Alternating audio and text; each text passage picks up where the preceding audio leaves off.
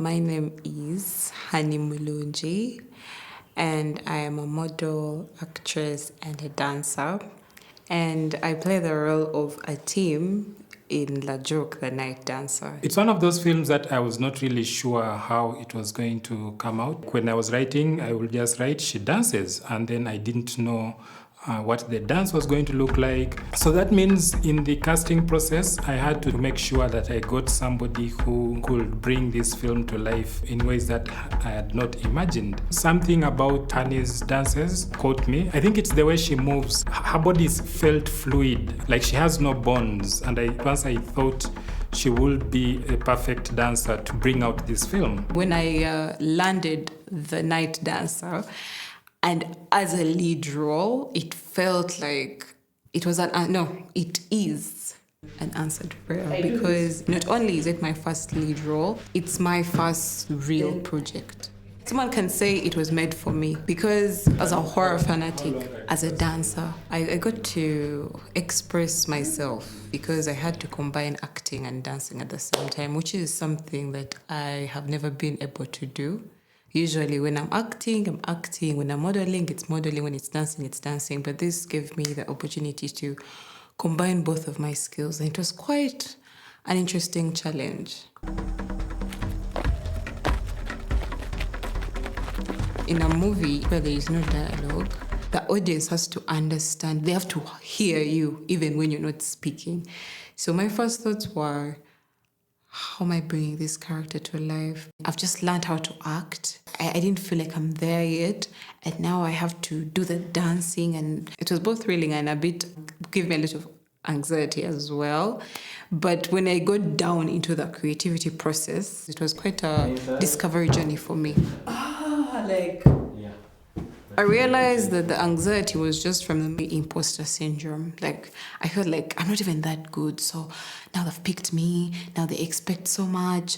But when I started actually getting down to the creative process of understanding the character and what she feels, I actually started to feel like, I think I can actually do this. I think I really, really, really can. Well, I've worked a lot with non-actors or people who are just starting out in their acting careers and they don't have a lot of acting experience. I kind of have a way of pre-visualizing the film. Like, I look at how I'm going to edit it, and I know if I put this in this frame and then the next frame, I see this, then I can already see how the two frames will interact with each other to tell a story. And so when working with the actors, I'm able to tell them what to do in one shot, and I know how I'm going to cut it out with the next shot. And this helps me, of course, to bring out really good performances from them. And don't read the script like a Bible, like a Quran, where you have to follow exactly what is written. Okay. We have to create something similar to the script. Because the script is kind of going to guide us. Kati, just to be clear, I'm very sad throughout this. I don't think sad is the word. Scared. Scared. Yeah, you're more scared than sad. Or the sadness comes after realizing it's Kato doing it to you. Yeah. When you see him at a betrayal, I mean, he's not someone you actually but he was into. So what betrayal is that? No, he was stalking you. He can't be your friend. So it's like I don't know him almost. Yeah.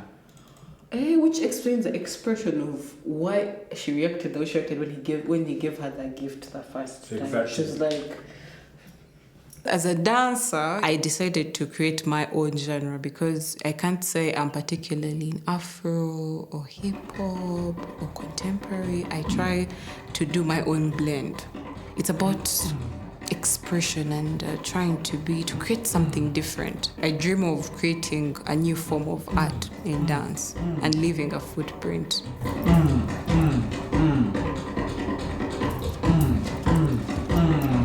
Nice. Down, up, break, deep. I was afraid of how I'm going to pull this off because I've never directed a dancer before. I didn't know how to choreograph, and I'm not a dancer myself. How will I tell them what to do? So all these fears were in my head as we went into the first rehearsal. Can you flip like from Maganda to another dance in the same move. In the same way? How? Like give me Like- 2 dances, for example. You're hypnotized. The next second, you're yourself. Like it has to be like very sharp, abrupt changes. That's the thing we need to try and work out. Try some of those traditional things. There's this one which looks. Remember the one I told you? This. Yeah. But yeah, when your hands are a bit flexible. More flexible.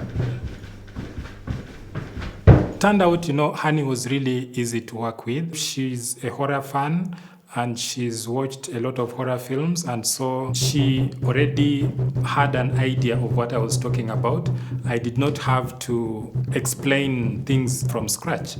So yes, I found Hani to be like the right person to work with, and it turned out to be a very good experience. She listened a lot, she gave in a lot of input, and we kind of complemented each other's ideas. Are you able to, if you're in this position and then you turn? And I turn. If I'm like this. And then you turn. Yeah. Yes. Okay. Then it throws you It turns. like that, and then you turn.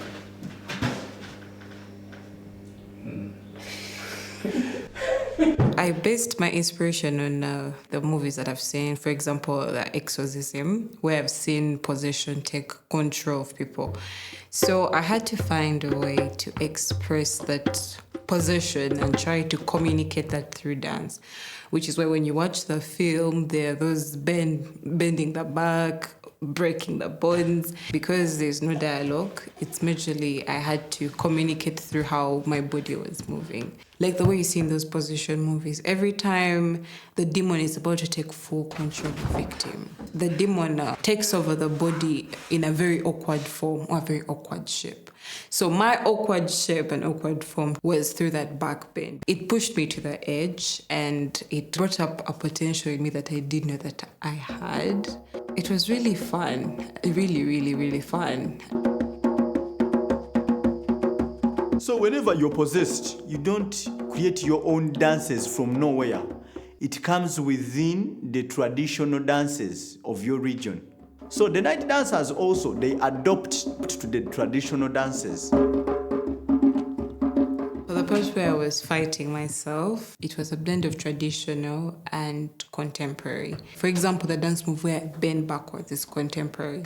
And then the dance moves, most of them were picked from actual night dancer myths and some of them from actual traditional, like there was the Bagisu dance and another dance as well. So it couldn't be just about contemporary and Afro.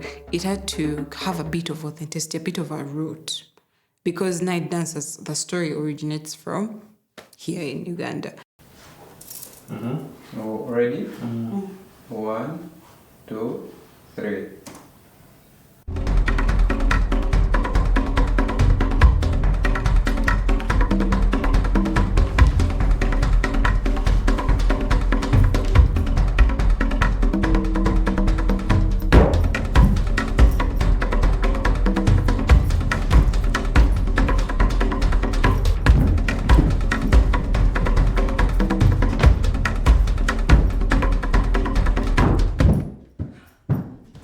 When I learned that I had to work with another dancer, of course, I used to have problems with groups. We didn't have the same vision.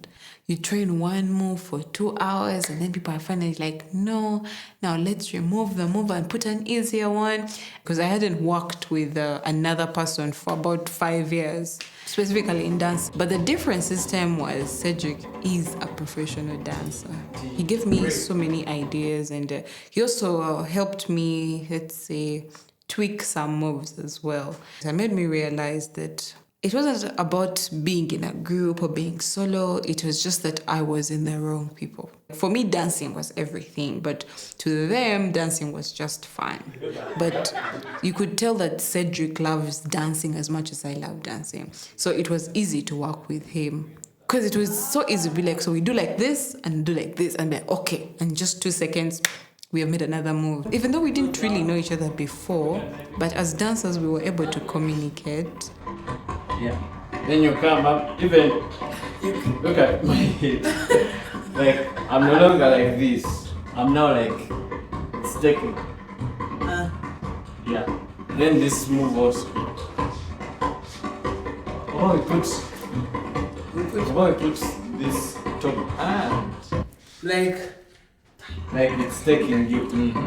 oh, like as if this hand sweeps It's sweeping. the head. Yeah, it was really nice to work with someone who loves something as much as you do.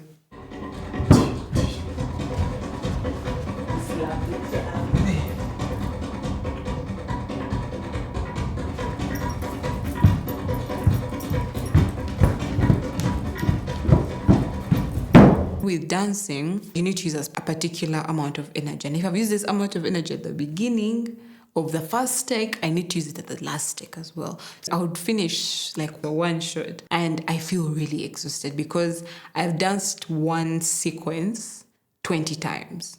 So that's what was a bit draining. As a dancer, you're trained to have this agility and stability. So it was quite easy for me to adapt. I think by the third day, I had gotten news. I picked up that we do this dance, we do it like this many times. Maybe the most stressful thing I would say is when I was fighting myself, because with the other scenes, it's just dancing. Repeat this dance, okay, I'm repeating the dance. But with this fighting scene, I feel like the whole film was based on this scene and how well I can do it. Because it was about fighting with myself. Like, this force is taking me, but I have to fight. So I'm supposed to dance and fight and act and do all these three and then get possessed. So at that moment, it was quite a test of my abilities. Then it was really straining mentally. But when I look back at it and I looked at the scene, I was like, it was definitely worth it. It really, really, really was.